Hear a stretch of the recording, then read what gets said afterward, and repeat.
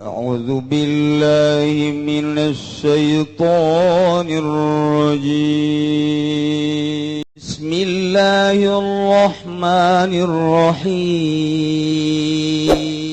اللهم صل على سيدنا محمد وعلى آل سيدنا محمد. Cek malaikat, hei, ulama yang tulis-tulis baik. Ai kitu mah nu masantren, nu kitu mah nu ngaji, nu kitu mah nu salat, ari nu kitu mah anu ibadah. Gawe tulis sebagai murid. Apal ieu nu jara rauh anu henteu saralat. Salat maghrib isya henteu. Aya subuh jam 8. Namanya nu kos kitu murid tuan Syekh. Protes malaikat, hapus. Cek malaikat, Gusti teu ridho kula mah. Sebab lamun dianggap murid Tuhan Syekh ka sorga kabeh apa dia teh saralatnya na salat daget uca aco menya salat inget ka karunggoni menya salat inget ka si eta nu mana si itu teh anu nyenghel teh kata bagus diprotes ku malaikat langsung ka Gusti Allah cek Gusti Allah tanyakeun bae ka Tuhan Syekh coba siap henteu diprotes.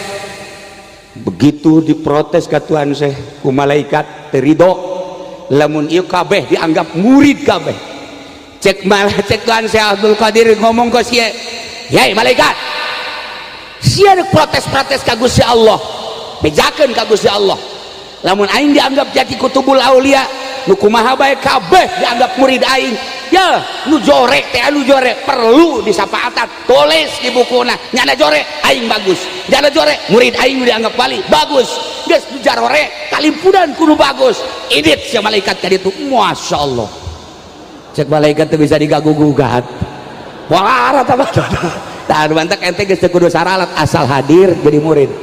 اللهم يا رفيع الدرجات اللهم يا رفيع الدرجات الله. أعوذ بالله من الشيطان الرجيم بسم الله الرحمن الرحيم وأن لو استقاموا على الطريقة لأسقيناهم ماء غدقا وقال النبي صلى الله عليه وسلم تركتكم على المحجة والطريقة البيضاء الحديث. Langkung tipayun urang sami-sami nyanggakeun puja senarang puji ka Gusti Allah anu Maha Suci. Parantos masihan tina rupa-rupa nikmat ka urang sadayana terutama nikmat anu kacida pisanageungna nyaeta nikmat iman senareng Islam. Salawat senareng salam mugia dilimpahkeun ka junjunan alam Kangjeng Nabi urang Kangjeng Nabi Muhammad sallallahu alaihi wasallam katut ka para kaluargina oge ka para sahabat-sahabatna rauh para tabi'in asbat tabi'in al-mukarramun para alimil ulama para asatid bil khusus ka kersana Kiai Haji Turmudi oge ka para kiai-kiai nu sanesna kusim kuring dimulyakeun mudah-mudahan sami-sami dimulyakeun ku Gusti Allah.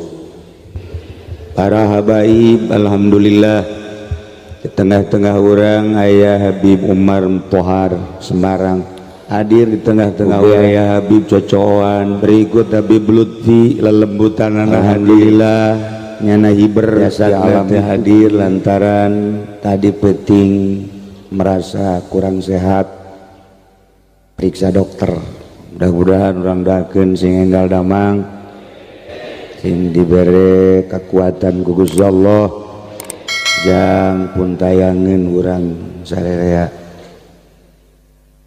oge ka para aparatur pemerintah Alhamdulillah aya Bapak Gubernur, Bapak Bupati, kemudian pertahananana alhamdulillah Dandim, Kapolres, aya kabeh ngan amanat nyana dek ngaji bae cenah ka dieu. Pak Bupati ge cenah lah kula mendek ngaji bae moal ngomong. Oh masalah. Geus amanat jadi nyana dek khusu ngaji. Entak tadi nyana rimbasa ceurik inget bebenena nu putus teh.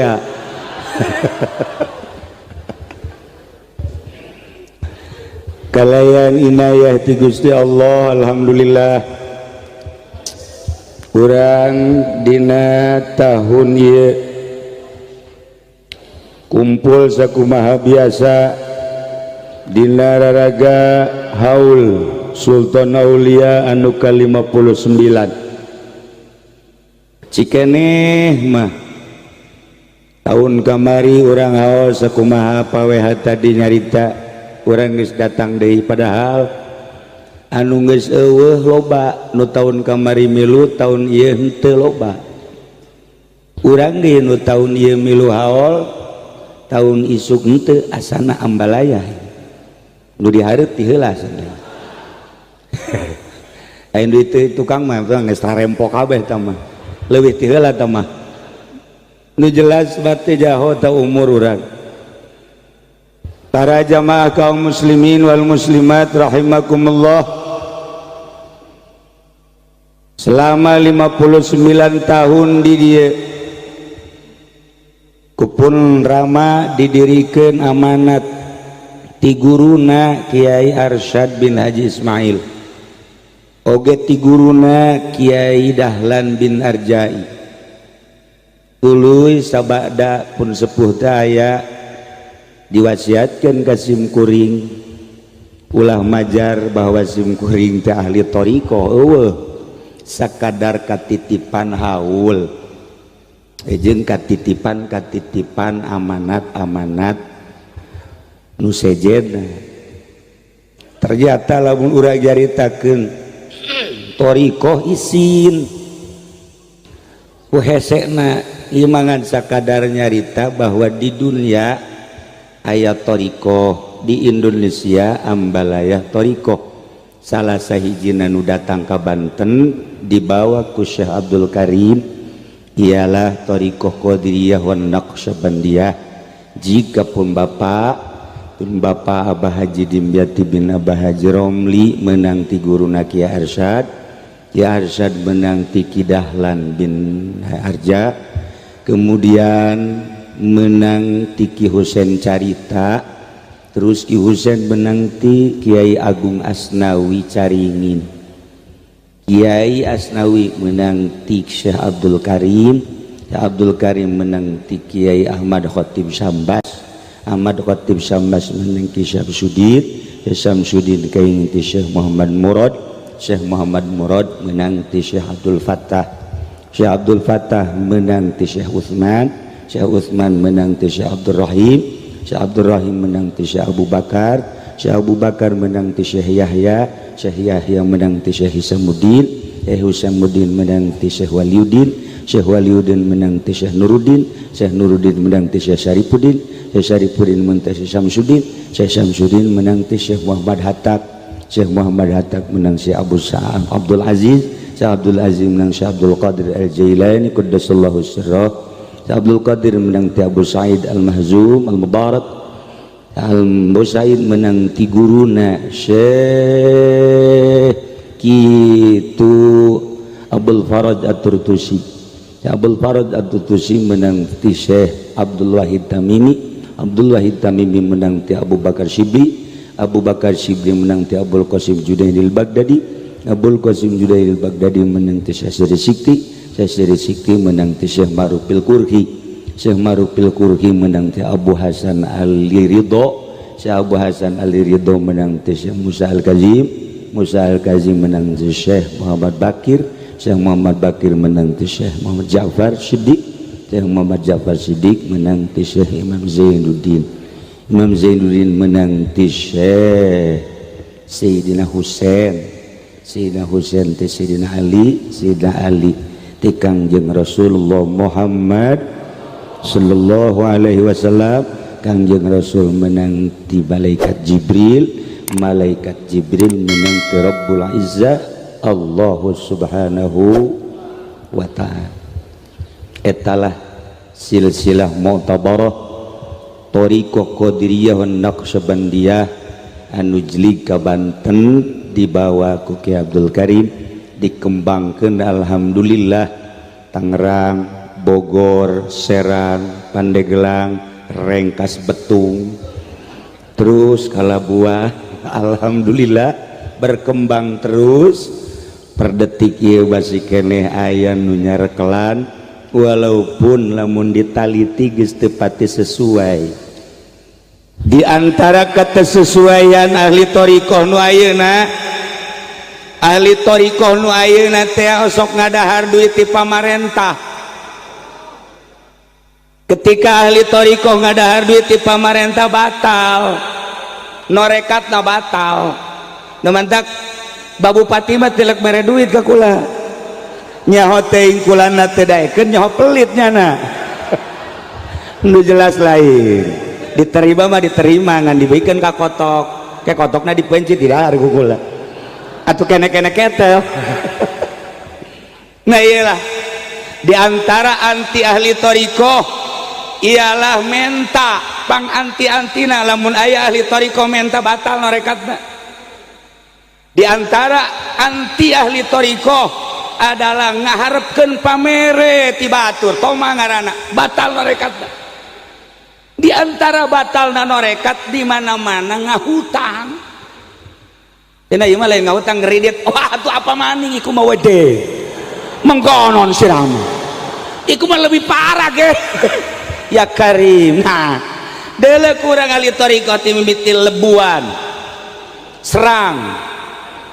Datang ka dieu mana? Aya ahli thariqah mobilna menang ngridit goblok.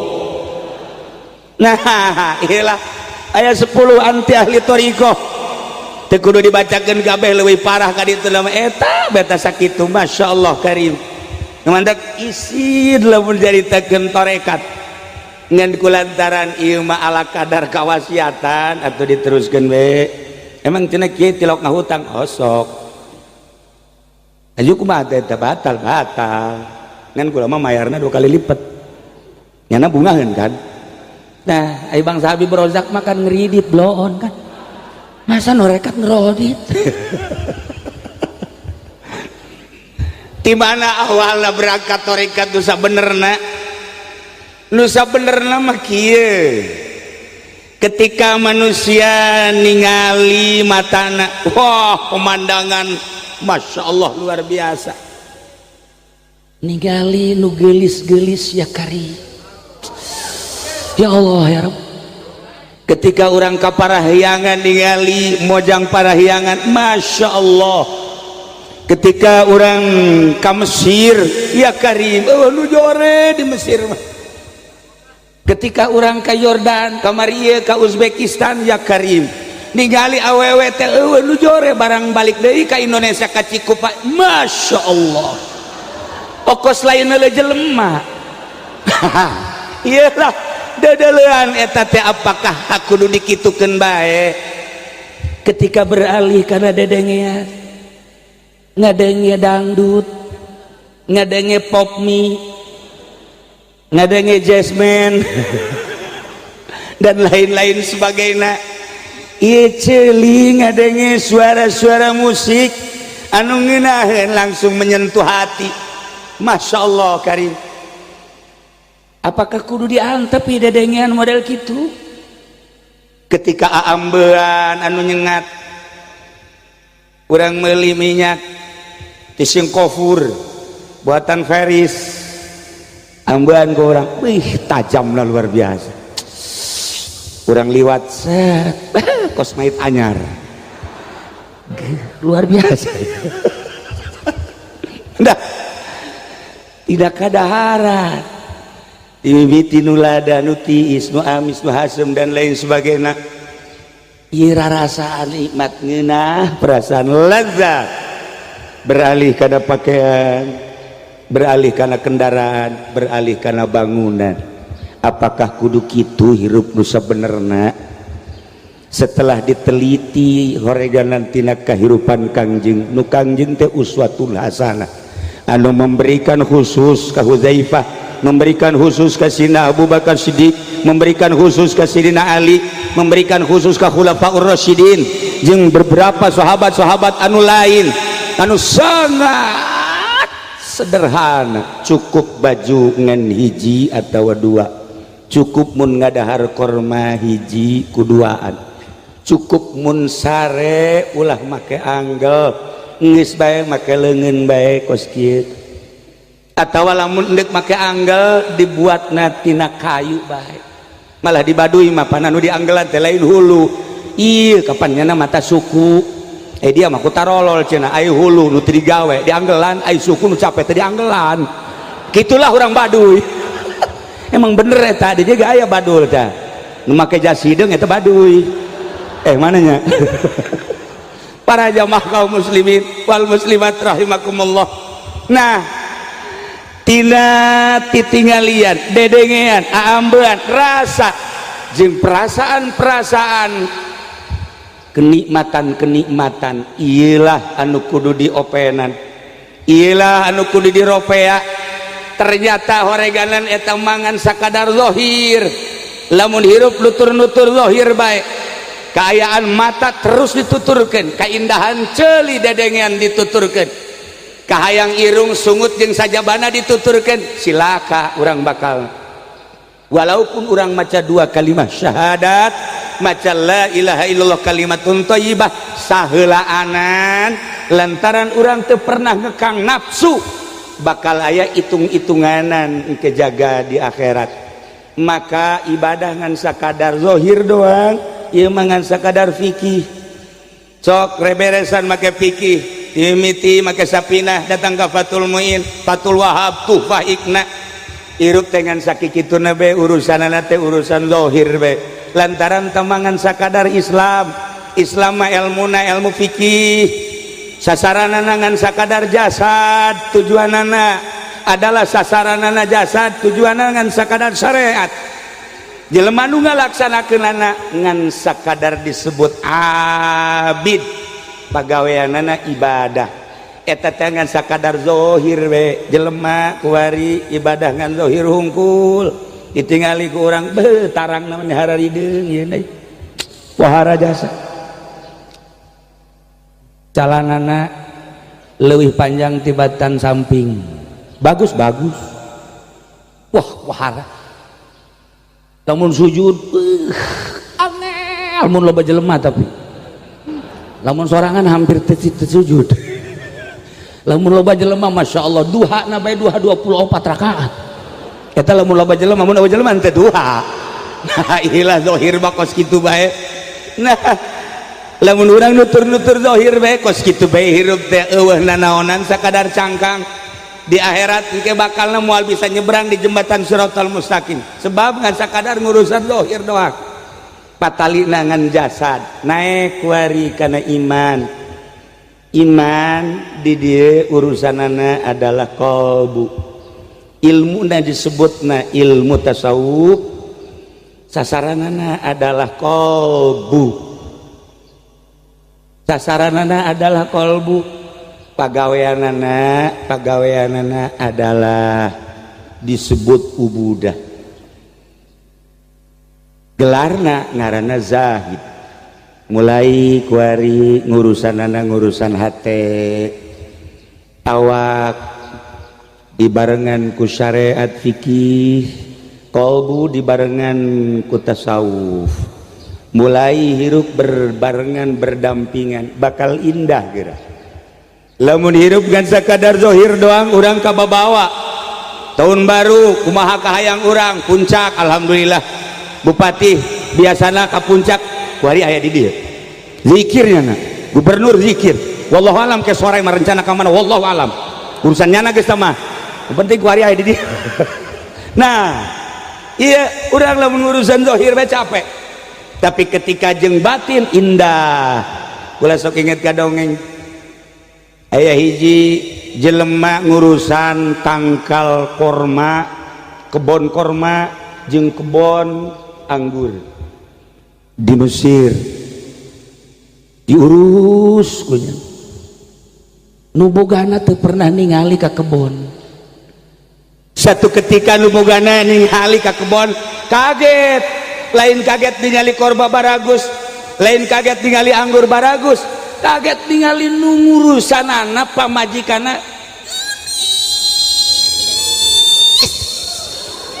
Masya Allah, cak nu boga kebon imal lain lalaganya, ima turun ti kayangan kayaknya. Akhirnya tuh karena ge lalaki sugih kan bisa baik, salakina digerokeun, sini maneh balanjanya ka toko ye, balanjana loba jasa disuris ku nya nah ye balanja ka toko tah duit dah brak pamajikanna teu meunang milu ti tah ngajagaan kebon atuh ngaranna ge bujang berangkat bae cenah mamangkaningkan naik onta pamajikanana di deketan ku nya neng salaki eueuh ieu kan kebon anu kakak nukula Masya Allah neng lah geus pokona mah gaji ulah dicaritakeun de bakal ditaikeun sementara diguprakan duit beungan tah ieu mah cekel bejang nih ribuan real dirham maksudna naon tutup pintu-pintu kabeh ulah aya nu neuli tutup saya geus ditutup di deketan ditoel cek si neng keheula gitu aya kene anu muka periksa deui ku bos bos atuh mangga geus make calana jero bos geus siap we gegeran we lawang mana ieu muka ieu ya Allah balik deui ka dinya neng geus tertutup kabeh hiji deui cek masih muka kene wah bos neangan ka unggal juru ka mana geus tertutup kabeh cekel si nengna tendeun di pos langsung ditangkarakeun cek si neng aya kene hiji anu encan nutup naon ieu pintu hati teu daek nutup ieu mah anu terus bae komunikasi jeung Sang Khaliq anu nyana aya teu pernah eueuh nu nyana ningali teu pernah buta anu nyana ngadengen teu pernah torek anu nyana uninga teu pernah bodoh. Ialah pintu hati ieu teu pernah nutup hati abdi mah kadeule bae Sang Khaliq teh andai kata Tuhan bade ngazinahan abdi nyangakeun sadaya-daya ngan pintu hati abdi teu pernah nutup muka terus asa babarengan jeung Sang Maha Pencipta sakitu bae abdi mah langsung eta boboga anu kekenceng turun amper turun tatadina 12 volt langsung Masya Allah caknya ternyata horenganan jelema anu dianggap susah jelema anu dianggap hina jelema anu dianggap teu berdaya horeng ngabogaan iman anu luar biasa aing anu dianggap gagah nu dianggap sugih nu dianggap boga tapi ternyata horeng tertutup mata hate Gusti Allah tobat cek eta bos langsung nyana bebeja neng iya bapak rek tobat kumaha tobat bababari cak ieu teh kumaha bukakeun mata hate justru ieu teh daek muka-muka coba cak nyana ngagebruskeun maneh ka sumur si neng bisa aja teh si neng engke ge lamun ngagebruskeun maneh ka sumur tah engke kadeule bakal kadeule ke kabeh ge Gusti Allah ge langsung kadeule pae ngaranna tah mah tuh nyaeta sok gerage urang datangan cek si neng teh ka kiai-kiai anu imanna tebel anu imanna bener-bener kuat anu mata hatena terbuka nah etalah urang teh kuari ieu nyaritakeun Tuan Syekh Abdul Qadir Al-Jailani qaddasallahu sirrahul aziz seorang kutubul aulia anu tadi dicaritakeun manakibna ku Kiai Turmudi rada aya kakurangan teh geus kula nambahan bukuna panjang satungtung deuleu wabeh anu milu haul anu apal kangarana anu pernah nganasab ka anjeunna ditulis bae ku wabeh ditulis ditulis sebagai muridna ku Tuan Syekh, tulis kabeh. Malaikat protes, malaikat protes. Dina Bahjatul Asri caritakeun, cek malaikat, hei ulama yang tulis-tulis bae, ai kitu mah nu masantren, nu kitu mah nu ngaji, nu kitu mah nu salat, ari nu kitu mah anu ibadah, gawe tulis sebagai murid. Apa ieu nu jara rauh anu henteu saralat, salat maghrib isya henteu, aya subuh jam 8. Namanya nu kos kitu murid Tuan Syekh, protes malaikat, hapus. Cek malaikat, Gusti terido kula mah. Sebab lamun dianggap murid Tuan Syekh ka sorga kabeh. Apa dia teh saralatnya? Salat ge uca aco, nya salat inget ka karunggoni. Nya salat inget ka si eta. Si eta nu mana? Si itu teh anu nyenghel teh. Kan teu bagus. Diprotes ku malaikat, langsung ka Gusti Allah. Cek Gusti Allah tanyakeun bae ka Tuan Syekh, coba siap henteu diprotes. Begitu diprotes ka Tuan Syekh ku malaikat terido, lamun ieu kabeh dianggap murid kabeh. Cek Tuan Syekh Abdul Qadir ngomong ke sia, "Yai malaikat, sia rek protes-protes ka Gusti Allah, bejakeun ka Gusti Allah. Lamun aing dianggap jati kutubul aulia, nu kumaha bae kabeh dianggap murid aing. Ya, nu jorek teh anu jorek perlu disapaatan, tulis di bukuna. Nyana jorek aing bagus. Nyana jorek murid aing dianggap wali bagus. Geus nu jarore kalimpunan kudu bagus. Idit si malaikat ka ditu. Masyaallah. Cek malaikat teh bisa digagugugat. Walara tah bae. Tah anu mantek ente geus teu kudu saralat asal hadir jadi murid. Geus. Ge cenah kieu teh teu kudu diomongkeun ya memang geus tilok ieu. Nah ilah keistimewaan kutubul aulia, malah diantara anak karomah Tuan Syekh teh pan hebat jasa. Aya jelema boga anak awewe hiji-hijina, begitu hiji-hijina ke laut maot laporan indungna ka Tuan Syekh, Tuan Syekh aya naon kula boga anak hiji-hijina maot. Atuh geus maot mah geus lain kitu, hayang hirup deui bae cenah. Itu lah rawonan cek Tuan Syekh teh atuh geus maot teh henteu kula mah hirup deui bae ngan hiji-hijina. Langsung ngadoa bihaki jadi dan lain-lain sebagainya. Gusti panghirupkeun deui eta karunya awewe ngan boga anak hiji-hijina. Gas cek Tuan Syekh teh ka induna balik ka dieu saya ge di imah. Guguran bae nyana bunga sebab Tuan Syekh mah pan tilok kabohong cara Habib Rozak. Oh lompat pasti cenah ieu. Nah barang datang ka imah dideuleun di kamar eueuh balik deui kana ka Tuan Syekh. Tuan pan biasana Tuan tilok bohong ku ieu eueuh mah adoa deui ka Gusti Allah ya Rabb bihaqi jadi Muhammadin sallallahu alaihi wasallam dulubi kamahril maut ya Allah. Tetapi lamun ku Gusti dihampura anggap kula hampura pang hadirkeun deui ya Rabb. Langsung balik aya ge imah bunga tak awewe datang ke imah eueuh deui bae. Aduh sakira ieu bacaan orang kieu Tuan Syekh kok ieu mah jadi magol kieu asana ngadahal duit gubernur kajen hukum lagi teu beres ya. Langsung berangkat deui ka Tuan Syekh encan aya encan 3 kali begitu 3 kali ngototnya na gas balik lamun kuari Allah awas ancam kukula Gusti Allah baik. Eta keur carita ngomong papada nu bodoh ku gede-gedena ka kutuban Tuan Syekh akhirnya langsung datang ka imah ayah langsung sujud Tuan Syekh sanggeus sujud cerik teu ngomong cek Gusti Allah hei Abdul Qadir kunaon maneh teu laporan geus aya. Gusti ngisin kula ngisin mainnya kutub angel diijabahna tah lamun doa mamin mah bener masa Habib Rozak geus tah mah sabulan ge teh diijabah masalah no problem kula mapan kutub jekeun masa angel sih. Cak Gusti Allah teh hampura Gusti Allah minta hampura.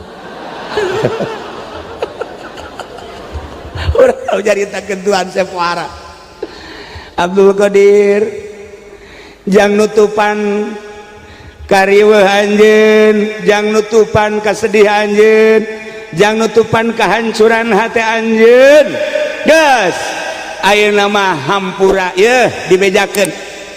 Pertama maneh menta lantaran beak di laut di daharan laut awakna kula karak putus malaikat Jibril. Jibril segera kumpulkeun.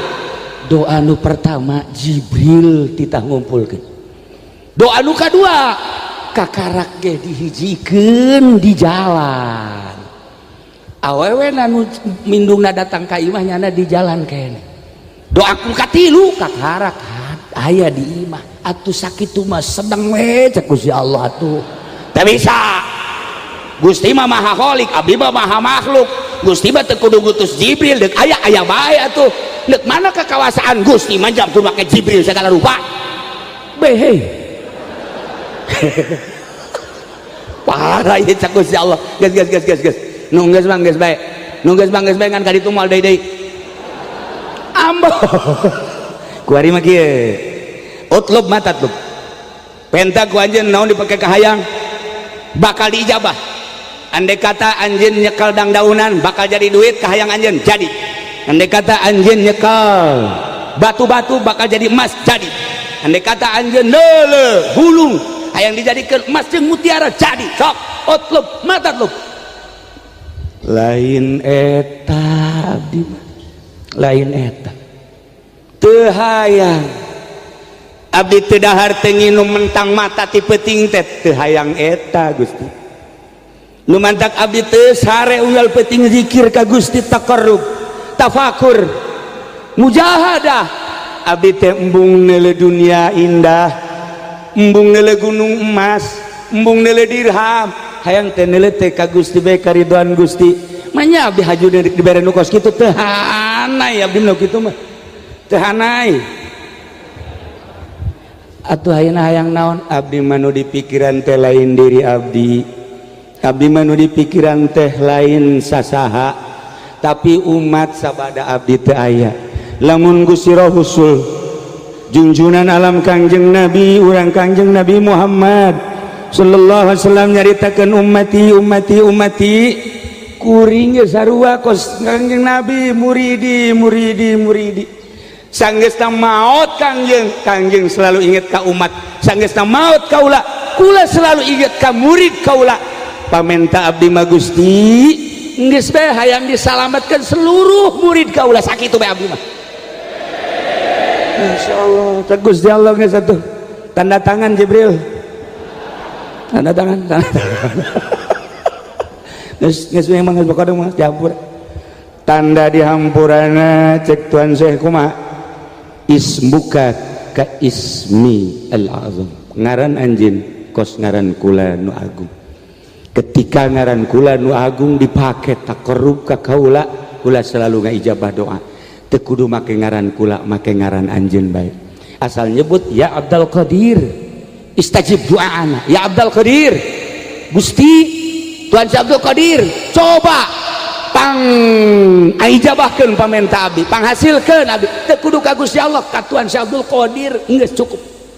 Mantak sadunya kabeh 5 benua eueuh nu teu pernah nganasab ka Tuan Abdul Qadir. Kabeh ngahadiahan Syekh Abdul Qadir Al-Jailani, Syekh Abdul Qadir Al-Jailani.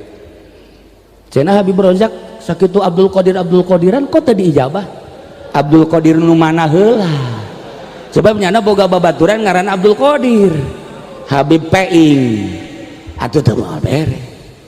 Jangan yang itu Bib, yang ono. Nah lumantak lebah kolbu kudu diurus. Masya Allah karib.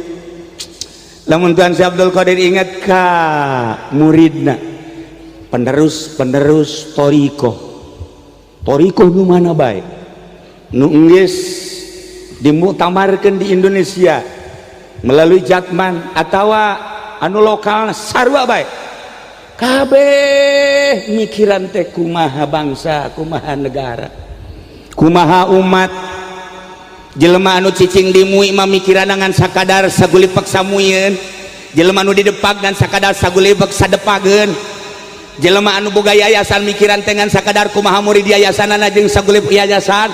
Tapi ahli thariqah pemikiran anak kumaha umat di Indonesia, kumaha negarawan, kumaha bisnismen, kumaha jelema nganggur, lamun Pak Gubernur memikirkan tentang nasib rakyatna kumaha supaya ulah miskin, lamun Pak Bupati sakabupaten memikirkan umatna supaya bener-bener roh, supaya bener-bener umatna ieu bisa sejahtera. Tetapi kiai mah nu mikiran teh lain kitu, kumaha Pak Gubernur supaya salamet dunia akhirat, kumaha Pak Bupati supaya salamet dunia akhirat.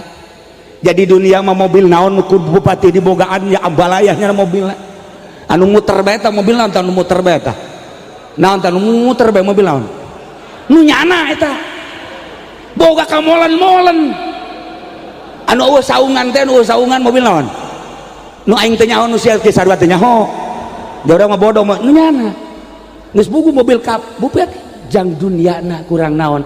Tapi kula mikiran salamet kumaha si bupati di akhiratna. Jih, ahli thariqah mah memikirkeun teh kadinya. Lamun ningali jelema malam tahun baru dar ya Karim, masyaallah ngabeakeun duit nyana duit tang ti mana duit nyana kabungah nyana. Tetapi di akhirat salamet apa moal sih? Ketika jelema dagang geus buguh dagang anu ambruk batur mah moal terus ieu dagangna. Begitu jualan lu rugi, jualan rugi, tereh geus santo mah. Ieu nu untung bae dagang untung dagang untung. Ah, ieu jelema salamet moal. Ahli thariqah mah memikirkeun teh kasalamatan fid dunya wal akhirah. Kula mah inget ka dongeng di Baghdad. Di Baghdad aya hiji ngaran kiai ngaranna Bahlul. Ketika orang zarah ka Baghdad ge aya di merekna Maqbarah Bahlul. Kura liwat kadinya aya urang zarah heula Ki Bahlul ya. Ki Bahlul teh okos Bunawa. Begitunya dipanggil ke kerajaan sekali, dua kali, tilu kali, LHDR datang. Begitu datang, kan korsina geus dimerekan dah. Geus dimerekan, Habib Rozak kan merekan diuk bae. Jadi mah teu aya merek sebenarnya banyak. Nah, ieu nu kos kieu ilegal. No problem. Nah, eta Ki Bahlul datang. Begitu datang ke kerajaan diuk di kursi raja, wah tumpang kaki kieu ngarokok Bahlul. Mangkaning dandim aya kon kuari Kapolres aya kan. Nah cak dandim tembak, cak polisi jangan tembak dulu, tangkap. Langsung polisi datang kadinya tewak nyana tangkap turunkeun tinggang ku dandim. Bahlul Allah juga Allah, kok kamu Allah-Allahan sih cak dandim. Sikat itu Allah beak banget nak, beak Bahlul banget nak, irung geus kadal irung rata jeung pipi ya geus kieu be Bahlul. Tuan Raja gerokeun cak dandim geus jiksa urang ye Kiai Bloon ye Kiai Bloon geus disiksa selesai. Tuan Raja datang nyana ceri ka Tuan Raja, kenapa kamu nangis? Nggak apa-apa, nggak usah nangis, ceri terus baik nyana ceri.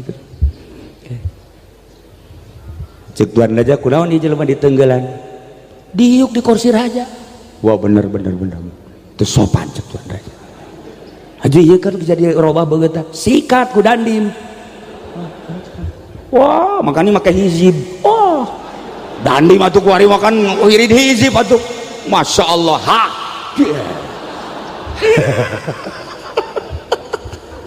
Masya Allah. Bagus ya Tuan Raja. Nyana ceri. Tidak perlu nangis. Cek Tuan Raja. Tapi terus bae cerik. Hai Bahlul. Ai mana cerik yang cerikan sa? Kula mah cerik teh lain yang cerikan abdi Tuan Raja. Yang cerikan sa? Yang cerikan Tuan. Siapa yang cerikan aing? Aing bajageus jadi raja, jelema jeneng atuh. kabeh di bawah aing maka jeung nyerikan aing sia nu kudu cengcerikan teu abdi mah teu kudu dicengcerikan diri abdi mah dusu abdi mah cerikeun yang cerikan Tuan Raja cerik naon sih yang cerikan aing abdi anu diu kakarak ke 10 menit bae geus disiksa komo Tuan Raja mah sabaraha taun meureun siksa dari Allah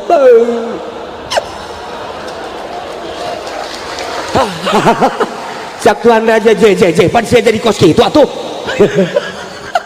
kayak balul tenang aing jadi tersentuh ya hati tapi lain potongan WH moal dek bangun Banten kok nang nitah kula eta mantak doakeun lamun nyana tadi 2018 can anggeus turunkeun ku urang kula mah sabarna pamenta jeung para kiai nu sejen hiji Banten dua tadi teh Syekh Mansur tilu Syekh Asdawi asal jarah ngeunaheun geus senang urang mah sakitu doang urang kan ke lamun kadu 2018 ieu kabeh jelema aya 1 juta mah urang jarah kabeh ka ditu bareng jeung kula bener teh nah lamun anggeus berarti urang taekeun dewe lamun teu anggeus sakalian abeh lobaan demo ya Karim insyaallah lah urang ningali gerakanana kuari jalan geus bagus bupati ge alhamdulillah jalan geus baragus gade ngan can anggeus cenah can anggeus minta mohon maaf cenah ka kula teu kudu ka kula ka rakyat minta mohon maaf lah nah cek raja teh kula mikiran bae kula 10 menit bae ya bengok irung teu kadeu rata Tuhan mah sabaraha taun ke di akhirat tak kumaha teh cenah ulah lo ngomong siapa halal mulai ti harita tobat cak Raja Bahlul dicoba tuh kumaha ye dicoba kumaha coba pangmukakeun mata hate selama ieu kula jadi raja teh ku ngeuneunahan pan didoakeun lagi ku para kiai kula jadi raja teh nu mantap kiai nu sok ngadongakeun pamarentah teh kiai hebat eta kiai anu geus mukholid jeung pemerintah kiai istimewa sebab ngadoakeun pemerintah jeung bangsana tapi aya nu lengah ketika kiai ngadoakeun pemerintah nu didoakeun jadi gubernur jadi pemerintah anu didoakeun jadi bupati jadi kiai nu ngadoakeun setah yang jadi mui jadi ku berkahna doa kiai istimewa lengah nyana horenganan dibalik doa na nyana diijabah nyana nu mundur pamarentah mangeunahkeun jadi bupati horenganan majelisna nu nyana nu ngeusian teu karasa ku nyana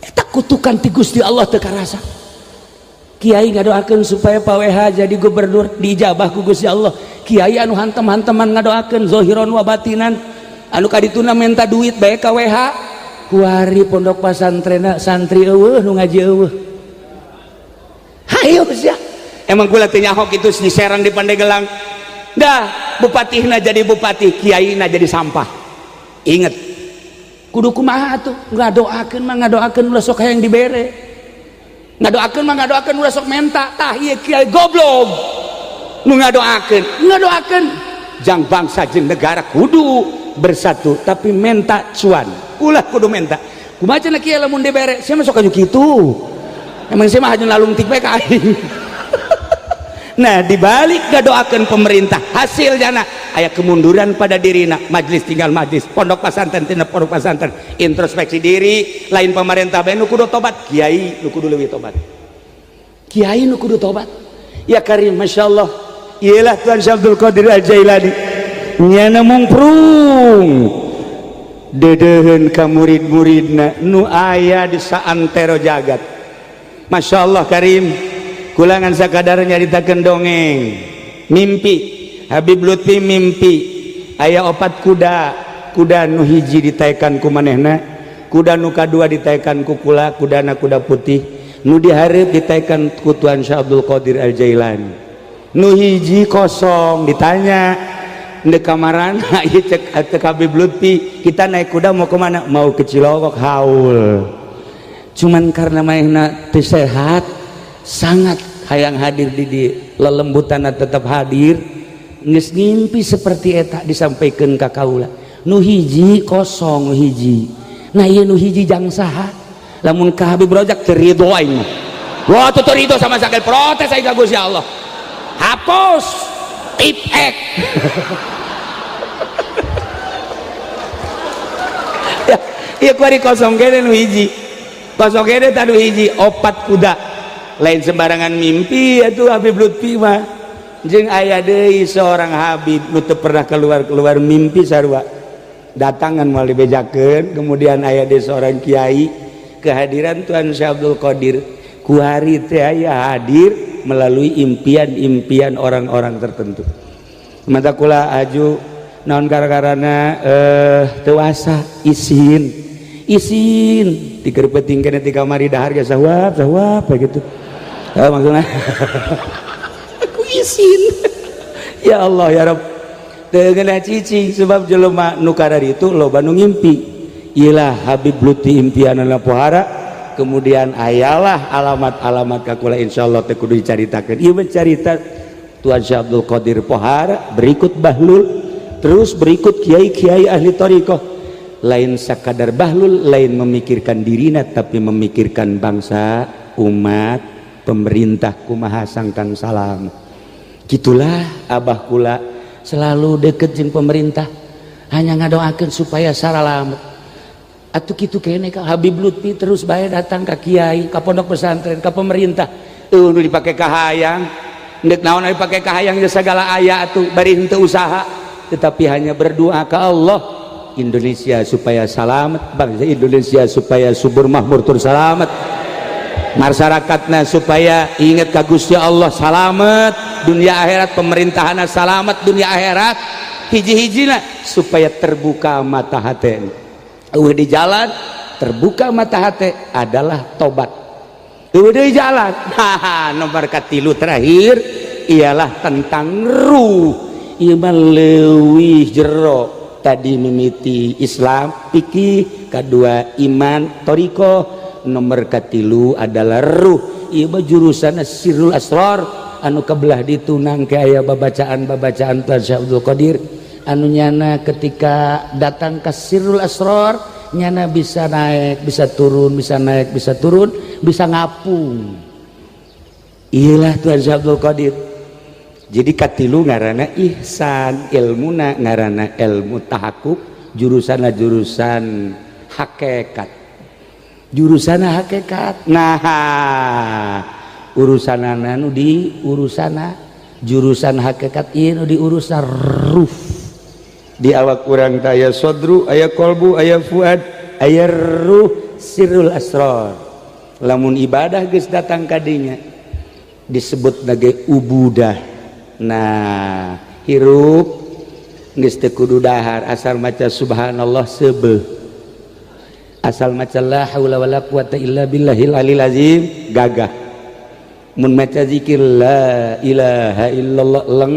eueuh nanaon nu aya ngan Allah ruh kulantaran urang mun nyaritakeun ruh panjang jeung dongeng-dongeng ruhani mah pasti urang asup ka alam malakut alamna alam ieu keneh ngan urang geus teu katutupan ku zahir ku jasad kalbu urangna geus terbuka ka Allah nu aya ruh urang jeung Allah disingkapkeun blek urangna di dieu tapi urang aya di alam malakut urang kapanggih ke jeung malaikat-malaikat kapanggih jeung lelembutan-lelembutan kitulah dina thariqah para jamaah kaum muslimin wal muslimat rahimakumullah maka hiji keuntungan urang ayeuna babarengan ngabangsa ka Tuan Syekh Abdul Qadir malah mandar urang dijadikeun muridna amin nomor kedua ulah hese-hese hadiahan Tuan Syekh Abdul Qadir sebab ngaranna sarua jeung Ismul Azam jaminan Gusti Allah Subhanahu wa taala nomor katilu nyana ketika disalaman ku urang hadir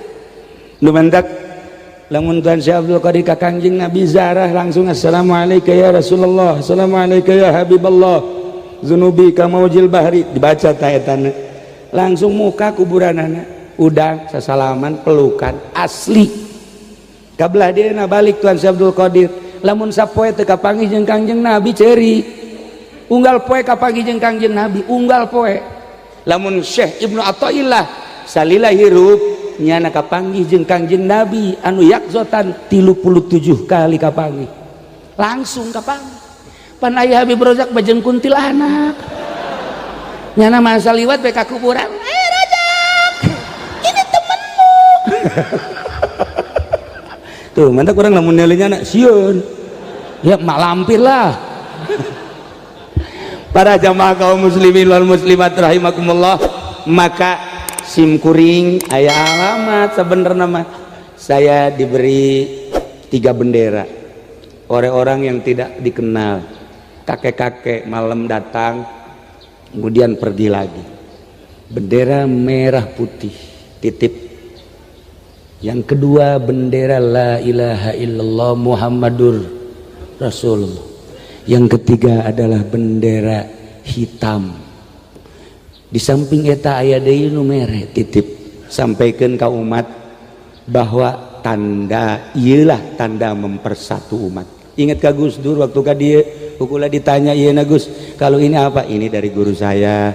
Ini sebagai apa? Ini sebagai perlambang pemersatu aja. Kurayon kuari aya alamat kos kitu ka kula. Maneh kade doakeun khususna sa Banten umumna sa Indonesia. Kula mah jelema leutik atungan sakadar ya Allah ya Rabb sakumaha sesuai jeung perintah kula selalu ngadoa mudah-mudahan keluarga kula pribadi kula keluarga kula murid-murid kula santri-santri kula umat-umat sa Tangerang sa Banten sa Indonesia oge sa dunia mudah-mudahan menang ridho Allah Subhanahu wa taala. Amin ya rabbal.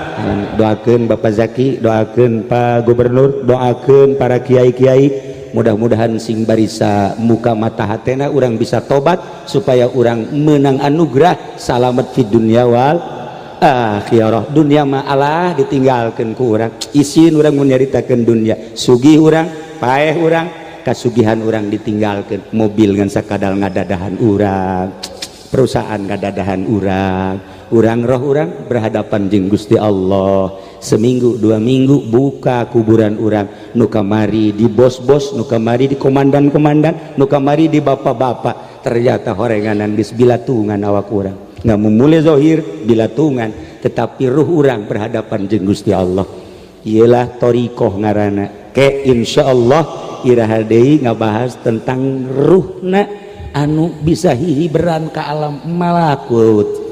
Lamun Habib Lutfi urang nyaritakeun Habib Lutfi moal angis-angis, nyaritakeun Habib Umar almarhum condet moal angis-angis, nyaritakeun Said Maliki luar biasa, jeung nyaritakeun habaib-habaib anu geus usul ilallah. Lain habaib Syekh Asnawi Caringin mantak dizarahan ku urang Syekh Abdul Karim. Urang nyaritakeun karomah tan Syekh Abdul Karim luhur teh ieu bae ulama-ulama Banten kukula ye geus dirangkum karomah Syekh Mansuruddin, karomah Syekh Asnawi, karomah Kiai gitu Syekh Abdul Karim jeung sederetan ahli-ahli thariqah nu aya di Banten. Kukula keur diteangan karomahna ke lamun di istikhorohan bagus kukula engke endek di Citak melalui Zaki. Aya bupati nya tah ya Zaki ya mangitakeun jual ku Zaki duitnya jang Zaki. Itulah para jamaah kaum muslimin wal muslimat rahimakumullah, dicekapkan sakieu punten tina samudaya kalepatan sareng kirangana hapura ka seluruh masyarakat dosa kieu lobana. Masjid Kebon Maya hampir 80, tapi pandaharna ti poe Salasa. Meuli lauk lagi hampir 5 ton, tapi padieu kos ieu tah dan lain-lain sebagainya. Atuh kucuran-kucuran atuh Bapak Zaki mawa, kemudian Paweha mawa dan lain-lain sebagainya. 80 yang mencitna Masya Allah, tapi kula mah teu ngadahar ngan sacomot-sacomot bae ngadahar tuh. Nah imah pura besi anu teu kajamunya engke besi dipersiakeun dahar aya kene dalahar deui jeung besi aya naon bae caus sagala jeruk. Bismillahirrahmanirrahim. Al-mana lijmaliyu utawi ikilah iki kumana kang bangsa kasimpulan. La tajibu zakatu ora wajib apa zakat fil mali ing dalam harta. Illa idza balagha nisaban nanging tatkala tume kaya mal ing nisab.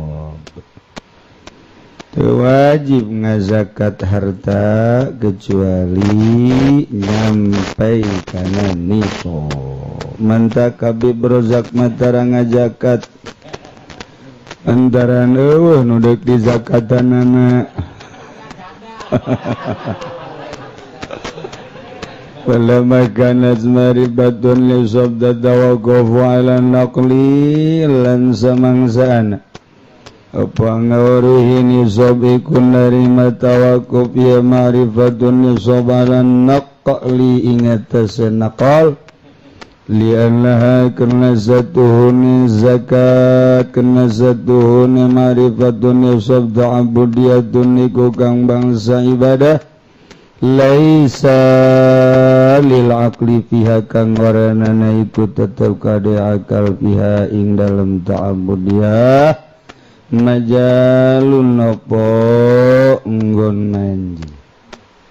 Takafalan Nabiul Karim bayanan nisabi maka nanggung sapa Kangjeng Nabi kang mulya ing martalakeun nisab ing dalem fi kulli nau'in wa tahdidin ing dalem saban-saban warna lan batasanane ada dihi tegese bing bilanganane kulinau kulantaran memang ieu zakat mah bangsa ta'abudi anu moal ngartieun akal sebab tauqifi tatawaqqafu 'ala naqli rek kaharti rek teu kaharti pokona laksanakeun sebab ieu mah tauqifi. Cek akal mah sawah-sawah nu urang nu gawean urang nu ngabiayaan urang nyurubuk urang nu mayar urang kunaon atuh barang urang hasilna menang saton kudu dikaluarkeun jang fakir miskin. Wah teu endah ieu cek urang mah pasti teu endah. Mantak di Karawang tilok ngazakat jelemana menang puluhan ton teh ih sawah-sawah ngaing ngagawean uing atuh kumaha uing wae atuh cek Allah atuh sia-sia nu aing dikandarakakeun tuh kumaha aing wae ngadu sia jeung Allah.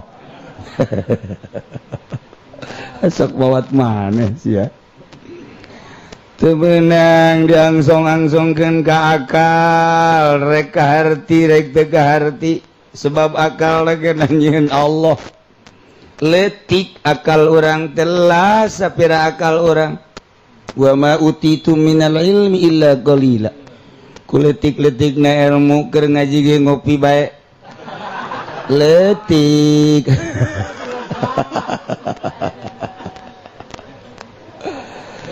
Maka Allah nurunkeun nabi jang utar atur eueuh dina Quran usab nisab sabaraha nisab emas berak sabaraha harta maka Kangjeng lah tampil ngajabarkeun tentang Al-Qur'anul sebab Quran ditafsiran ku ucapan Kangjeng teh lain sambarangan kudu ditafsiran deui ku saha ku ulama geus qaulul ulama mufassirun li qaulin nabi wa qaulun nabi mufassirun li qaulillahi ta'ala ngaja-aja urang ngartikeun Al-Qur'an eta ujung-ujungna golkar teh didalilan ku Al-Qur'anul Karim. Pedah di Quran aya ngajelaskeun tentang syajarah. Dipake ngadalilan Quran golkan mararampus ya ujianan. Sambarangan bae. Kangjeng Nabi ngajelaskeun kana ngamertelakeun nisab dina setiap warna jeung ukuran bilangan-bilangan numan takwa kororol dan netepkeun ya Kangjeng Nabi anna makan satuhuna barang kang ana yang madunan nisab iku kurang ingsan nisab laisat iku aranana fihi ku tetep ing dalem mapo zakatun zakat qat'an lutfan gitu kalawan atawa karena welas minallah saking Allah bi'ibadi kalawan pirang-pirang hamba Allah wa takhfifan lan karena ngentengan diberi aturan zakat soteh bagi jelema nu geus moyah maye hartana saton teh geus dianggap moyah maye mun didahar ku sorangan saton besi kapelag mantap keluargana di sisiin imah sia aya fakir miskin sia menang tonan kabejakeun ka tatangga sedengkeun tatangga mah teu boga sawah teu boga perusahaan. Nah Allah langsung anu mere aturan bere tah hamba aing moal lantaran imah sawah aing nu ngagawean aing Waling moal ngazakat jeung teuing jak Allah digacungkeun sia ku aing dikirim ku Allah tentara Allah berit dikirim ku Allah tentara Allah keong dikirim ku Gusti Allah tentara Allah sibet dikirim ku Gusti Allah tentara Allah bangkong nyana ngomong aduh jana be aku keong ngomong bongan sia tengah zakat bego sia ngan teu kadenge ku ceuli urang padahal keong ngomong iyalah aing mah ngadahar ge ngadahar bagian anu fakir miskin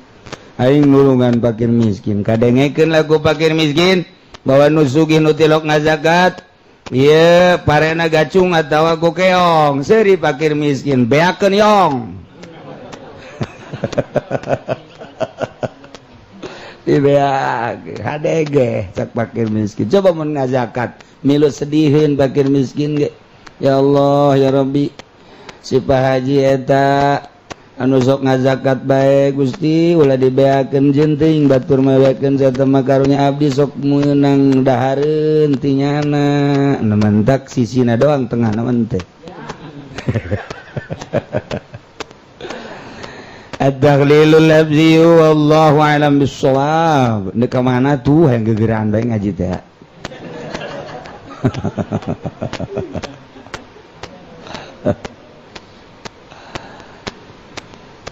Bismillahirrahmanirrahim wal izzu kulluhu fi mukhalafatil hawa utawi mulya sakabeh izzu ikut tetap ing dalam nyulayaan ing hawa wa dhillu kulluhu fi ittiba'ihi lan utawihina sakabeh dhillu ikut tetap ing dalam nganuti ing hawa wa yakfi ka qawluhu ta'ala lan yukupi ing sira padawan Allah ta'ala afara'aita man ittakhadha ilahahu hawa Allah alam bimaradi anitah maka ngali sira ing wong kang ngadadakeun man ing pangeran man ing hawa man al ayata nutugakeun sira ing ayat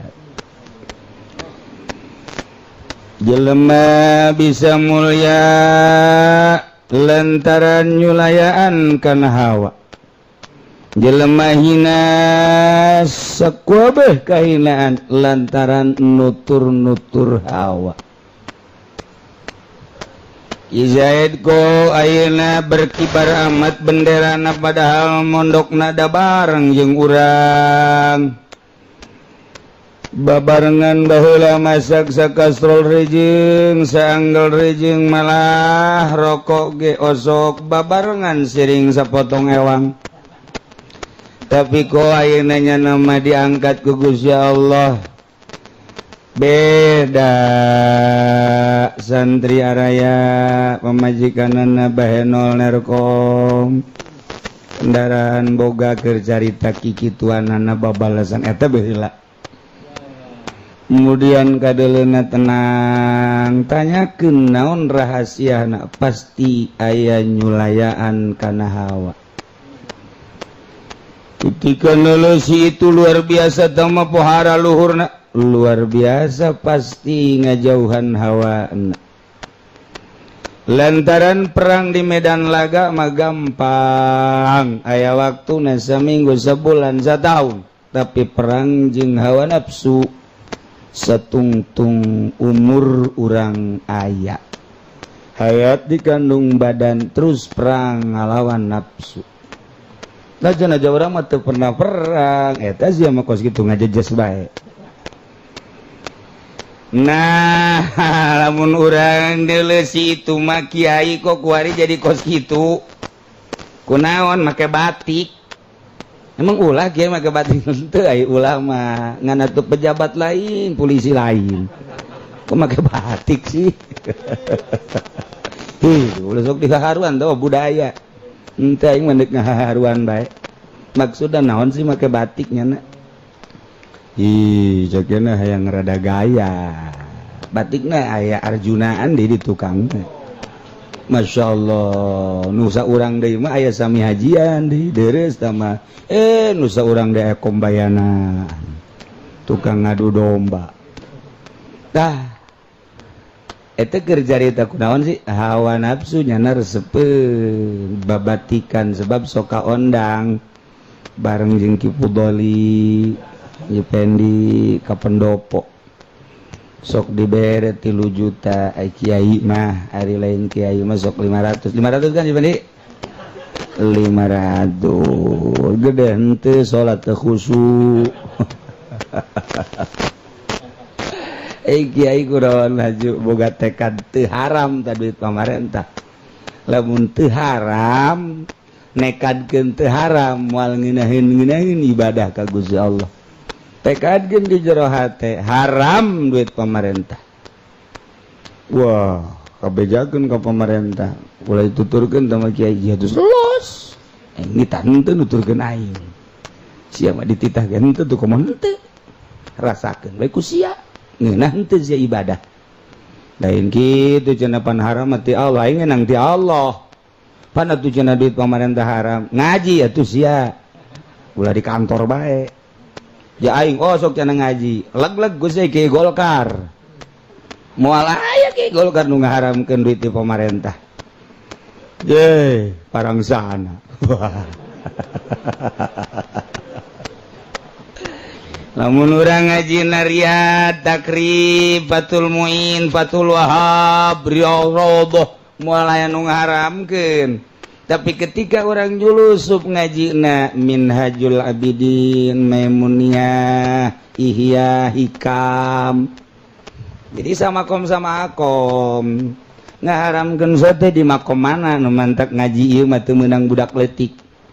Budak leutik mah teu meunang ngaji kos kieu ieu teu meunang, mending baralik we tas mingguan balik, ngadar wuduk 2 piring balik. Geus. Ulah milu ngaji kitab ieu kabalinger engkena. Kabalinger cenah hadena aing mah lain budak leutik, kolot ge teu ngaji sia. Sarua jeung budak leutik. Sia mah leuwih ti budak leutik TK sia mah. Aduh, waktu jang ngaji acar. Ieu mah geus makomna makom kelas elit ieu mah ieu. Bangsa Jokowi ngajina kos ieu. Maksudna ieu mah jang perbaikan syariat ketika ngalaksanakeun syariat supaya ngagenclang makelah tasawuf. Geus ketiga nu deuk make tasawuf loba larangan-larangan. Di syariat mah pek bae deuk kumaha ge, tapi ketika urang make jalur thariqah hayang datang ke hakikat atuh mun larangan thariqah naon bedana jeung syariat. Nantak make aturan di thariqah mah hiji ulah toma, ulah ngarep-arep nu batur, ulah ngarep-ngarep pamere lantaran nu aya di leungeun batur ge nu Allah, ka Allah bae si mentana. Urang lamun dina thariqah mah kuari mimiti ngadoa hayang sorga embung ka neraka. Ketika dibere jalan ku Allah, daeklah ibadah, ngajauhanlah maksiat, eta teh diijabah doa ngaranna. Taekeun ku ari mah ulah hayang ka sorga, ulah embung ka neraka. Mulai urang ngadoa-doa diijabah plong bae.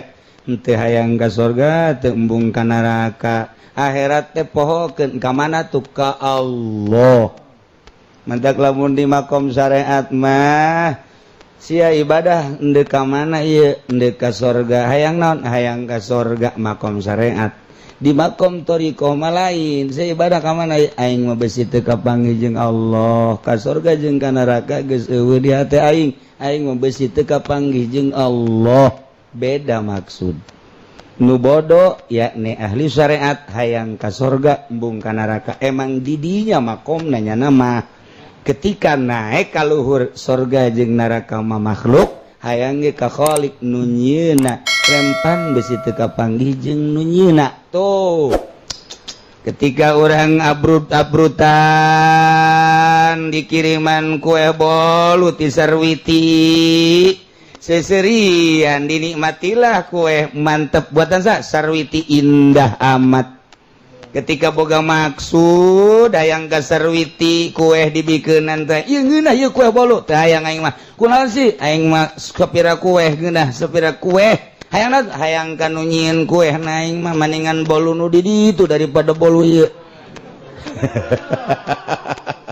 emang kunaon elehaneut tuh kan aing mung bolu eta mah jeung beak bolu itu mah moal beak-beak kan cenah sia sariri heran hayang bolu kajian kumaha aja kos gitulah nah kahinaan seluruhna aya dina nuturkeun hawa urang teh dibere ilmu ku Gusti Allah teh setiap jelema dititipan ilmu bisa maca Quran bisa ngahartikeun bisa ngamodif melalui alat di usul pikihan kurang timbullah hukum pinter jana ngaji atuh ku hari indah jasa hirup urang teh bergaul jeung jelema usum kampanye imah ngabaya aing ngadoakeun bae usum muktamar imah ngabaya aing ngadoakeun bae usum nu kadar itu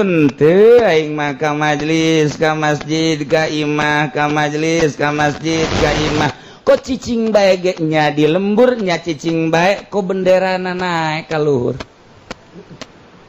luhur mulia Allah anu mere mulia aya babaturan leuwih pinter tinyana kemudian asruk-asrukan ku ari diajaklah ku bupati kampanye pilkada diajaklah di partai Golkar lantaran partena Golkar teureun-eureun nyana naik ka panggung hidup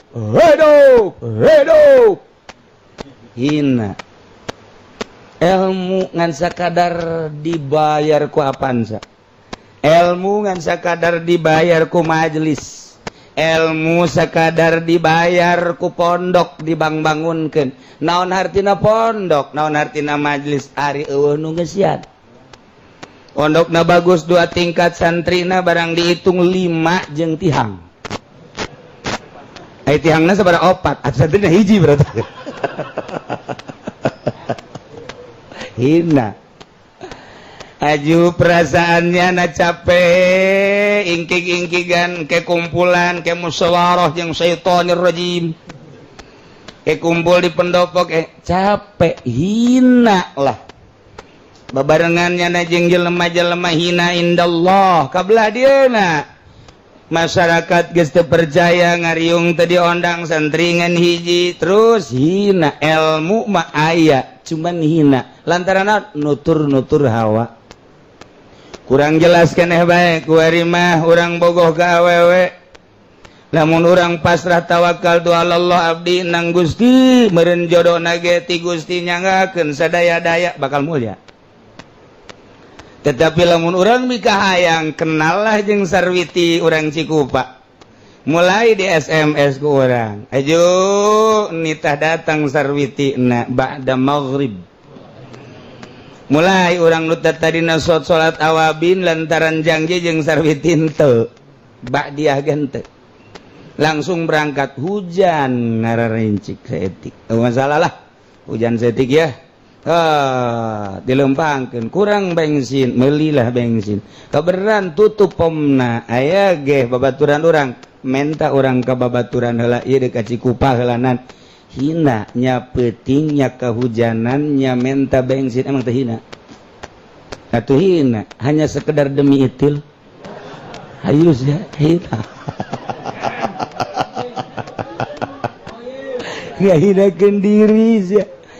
Datanglah urang ka Imah Sarwiti disambutlah ku Sarwiti hawa urang akur lain lalagaan mulailah urang diuk menang setengah jam cak Sarwiti be lamun ngabaso ngeunah amat siap cak jana teh aya duit tenang aya padahal mah teu boga sapatu digadekeun mulai kaluar nyana hujan ngaririnci keneh leangan baso ka pengkolan eueuh tutup lantaran hujan Haji Sarwiti nge-SMS aya basona eueuh geus bae balik tenang ke muga mah neangan heula kakak neangan ka Cimone masyaallah coba eta ti Cikupa ka Cimone neangan basonya hujannya peuting ieu hawa nafsu coba lamun di imah menang sabaraha juz teh maca Quran ngehe parang sana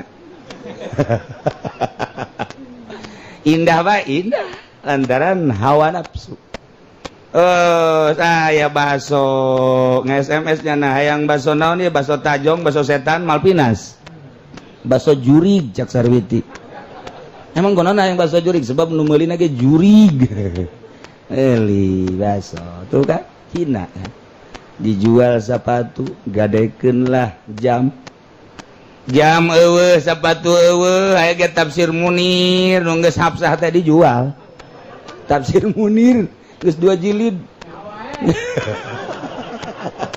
bebeakan hina kuari lantaran aya hubungan integral internal antara Ki Zaid jeung Sarwiti hubungan khususon ila ruhi jadi kuari nyana siap melaksanakan perintah-perintah Sarwiti beuki hina ka dituna nafsu bunga ngan hina tinggallah ku keluarga Ki Zaid kuari jadi kos kieu babaturan ge ngahanjakalkeun atuh sia kira-kira ja aing ge ngora heula tapi teu kitu-kitu teh rahasia perusahaan hina enggeus eta dina sok adzan sok qomat kuari tilok eta dina sok ngamutar atur di mushola di masjid kuari teu mabok cinta hina ieu keur cerita urusan ka pamerintahan tuturkeun Gus ya hina encan engke ujung-ujungna geus jadi bupatina tilok mireunge ka kiai anu pipilueun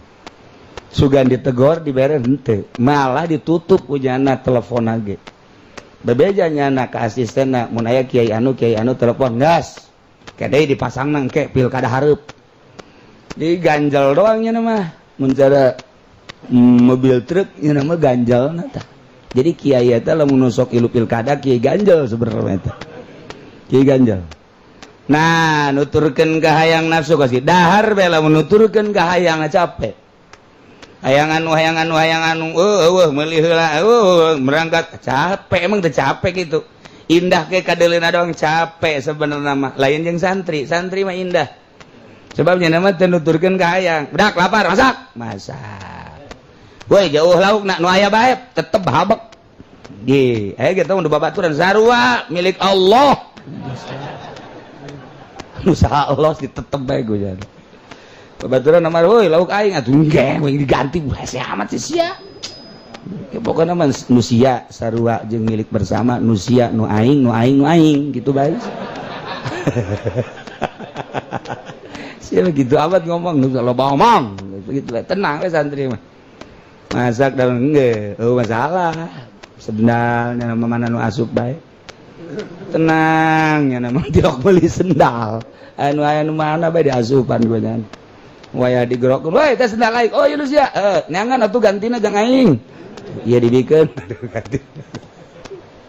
tenang jadi keindahan masan teh kunaon nafsu diwarah nu mantek lain teu bisa nyieun pondok bertingkat-tingkat lain teu bisa nyieun kantin papan ieu teh dididik lain sakadar endek supaya bisa maca kitab doang sakadar ngadidik endek baca kitab doang mah di kelas-kelas kurang bisa siapa kelas 1 siapa kelas 2 siapa kelas itu ambalak gampang teu mau kos kitu mah ya heuy nyieun kelas-kelas kos kitu teu kudu nyontok ka sanawiyah aliyah teu kudu tah mah SMP lain SMA lain si horeng sanawiyah Allah apa sekolah Mandalungan teu kudu santri masa gejeblung mah geus saha anu pinter eta nu bisa gitu bae geus teu kudu di kelas-kelas sebabna lain sekedar ilmiah tetapi akhlakul karimah lain sekedar ilmiah mah gampang teman teu kudu niru-niru nyieun sorangan bisa tapi lain eta supaya masak sorangan nyeseh sorangan supaya sarete di kasur di ubin di tehel di taneuh akur bae supaya make anggel jeung teu make anggel akur bae tilok aya santri ribut woi budak anggel aing ribut tilok aya woi eta kasur aing misalnya make kasur di pondok paling ge euy tumbila pindah sia ka ditu ulah di aing bae paling ge kitu santri mah eta teh kiriman Allah segala tumbila segala tuma kiriman Allah mana aya santri nu teu budug abah kiriman Allah siap pikiayeun abeh engke supaya budug jeung teu budug akur oh dibudugkeun bae ku Gusti Allah mantap lamun teu budug bae jadi kiai tetep kudu mengalami budug heula mantap cek nuncan mondok moal mondok aing masih budug prak nya teu mondok nya budug parah tomatu. Iya cobaan tuh Gusti Allah abeh engke datang ka imahna tahan banting ketika nyana teu dihormat ku tatangga ieu aing memang tiba lagi kieu ketika manehanana teh dibere gelas tuh bagus atuh di pondok boro-boro gelas aing mah dipanyuk ge terus bae ketika engke teh dibere naon sareuh anggel di pondok sabaraha taun terus make anggel aing mah ketika di gitu ngaran panas di pondok geus jadi keur dibere senang sakitu dibere susah sakitu dibere gedan sakitu tak eta teh hasil mondok coba pondok modern mau bisa lain sekadar maca kitab jang maca kitab mah babari atuh tanyaan santri carekadan kurang santri apalkeun sia ngejar ilmiah gampang tetapi lain eta akhlakul karimah supaya urang nuturkeun uswatun hasanah Kangjeng Nabi. Iya nu hese nah tahan banting ketika orang datang ka imana di kiai-kiai ku batur dicarekan ku tatangga can sabaraha itu malah nang tangan carekan deui aing Gusti urang diundang aja teh dibere berkat can sabaraha paling aing moal daek deui ngari suul khotimah tuh. Nah tahan banting iyalah pondok pesantren nu mantak diarantep sebab ieu mah tetesan wali Sunan Rohmat nyieun pondok pesantren terus sasari pidato Maulana Hasanuddin terus kabelah dieuna kieu bae emang naon lain ngejar ilmiah sekadar ilmiah tapi di samping ilmiah horenganang akhlakul karimah supaya datang badai dan lain sebagainya nyana tetep ke Allah eta nu dimaksud.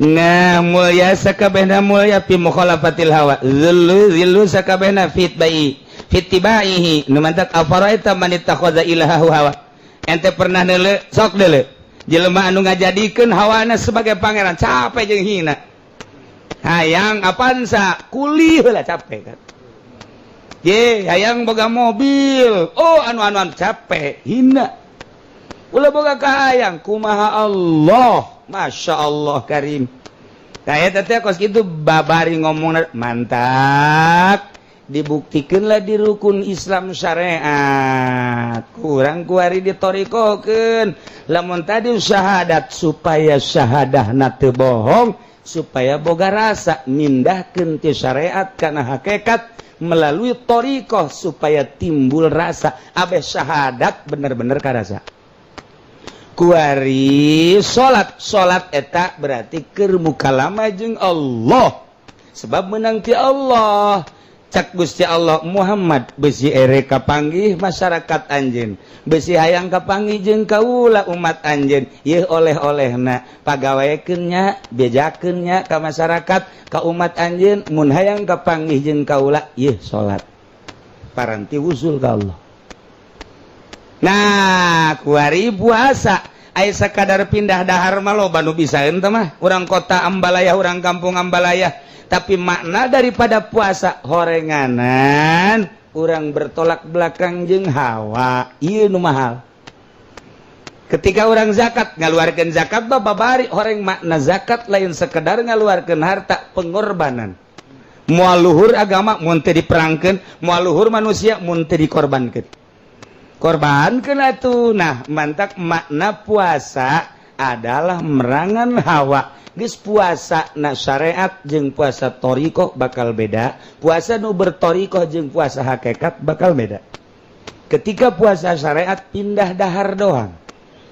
Malah lobaan keneh di bulan puasa. Dahar jeung nginum batan teu puasa. Di thariqah lain beuki ngamantepkeun. Naon kitu ngaranna posisina misi jeung visi jika Allah keun nu kamari rada leha-leha kuari mah difokuskeun ka Gusti Allah ceuli irung kabeh ka Allah kabeh ieu teh ya horenganan lain sapuasa-puasa merangan hawa mata dijaga teu dipake dula deuleu celi dijaga teu dipake dunga denge irung dijaga teu dipake umba ambe leta dijaga teu asal ucap-ucap leungeun dijaga teu padu nyekel ieu teh hawa hayang sabenerna neuli itu penggolkeun hayang sabenerna ngadengekeun eta pengkolkeun ilah puasa sakadar pindah dahar gampang tapi puasa merangan nafsu ieulah thariqah hawa tah mulyanya